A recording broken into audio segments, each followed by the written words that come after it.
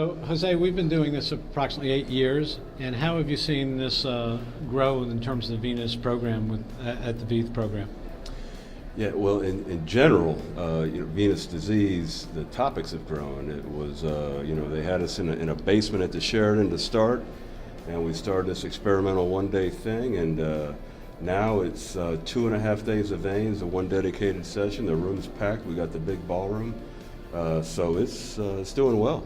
And why do you think it's growing? Do you think it's because there's nuances going on in venous disease? The procedures are fairly standard? New devices, new understanding, new technologies, just general interest, awareness.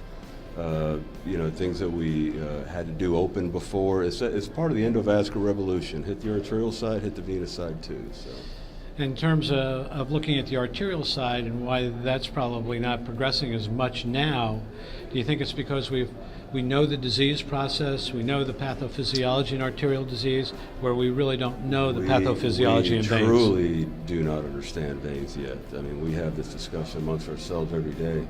Yeah, I don't even know that we're scratching the surface of veins yet, but we're learning interventions and the disease process, and we got a long way to go, but surely it's new.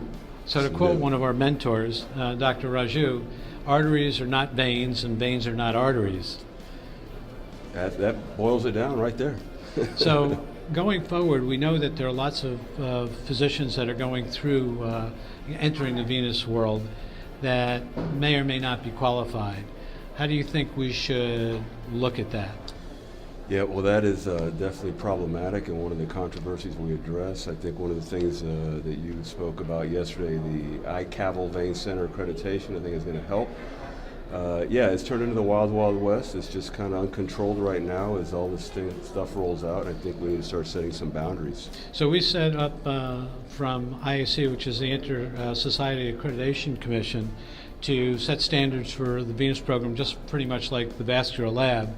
And we rolled that out this month, and we're accepting applications now. I know you were a beta site, and you went through all of this. Do you think that it's going to be helpful? I think it's going to be very useful, yeah.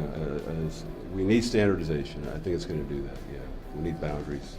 So going forward with venous disease, we've gone from superficial venous disease, and we've really hit the deep venous arena. And do you think that that's our next holy grail? Well, that's a good question. Thromboembolic disease, we basically had anticoagulation only before. Now we have devices, so I do think it's the next holy grail.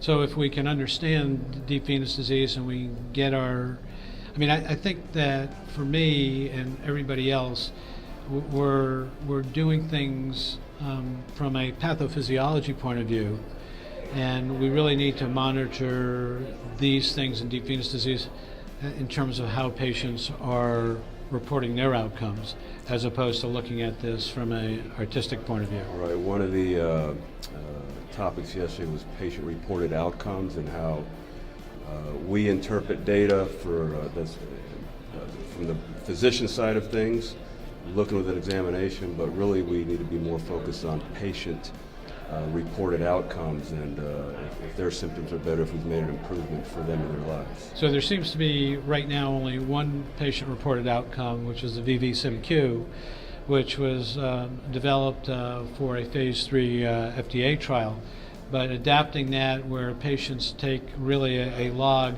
for several days and answer specific questions and log them in, and post-op do the same. I think that in combination with what we're doing with venous severity scores and the SEEP classification may help us in terms of how the patients really react to what we're doing. And I think my last question to you is going to be political. We right now do a lot of intervention in a classification called C2, which is patients with varicose veins that are symptomatic. And of those patients that are symptomatic, it's hard really to tell who really has symptoms and who doesn't. The Twitter line is go in, tell them that you have symptoms and pain, and how are we going to ferret that out? Because if we continue on this structure, we're not going to be able to pay for all of these patients. Yeah, the overriding question that you're asking is we have limited resources and we need to start thinking about how to handle the resources. And venous disease is such a broad spectrum from cosmetic to truly debilitating, and we need to figure out a line as far as payment. When we're talking about insurance coverage, for example, the more benefits, the higher the premium. So somebody has to subsidize this, and at some point we have to put more onus on the patient and less on the entitlement type mentality. So we're trying, I think we found the line somewhere in the C2 class, but I think it may require a subdivision of the C2 class. So maybe a combination of all those modalities that we talked about, the VCSS score, the SEEP score, patient-reported outcomes, and symptomatology. So for C4, 5, and 6, we all agree that those metrics are visible.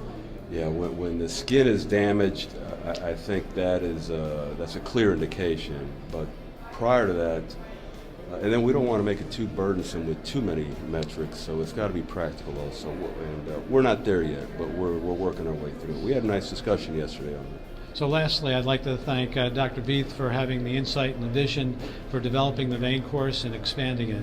Thank you very much. Yes, thanks.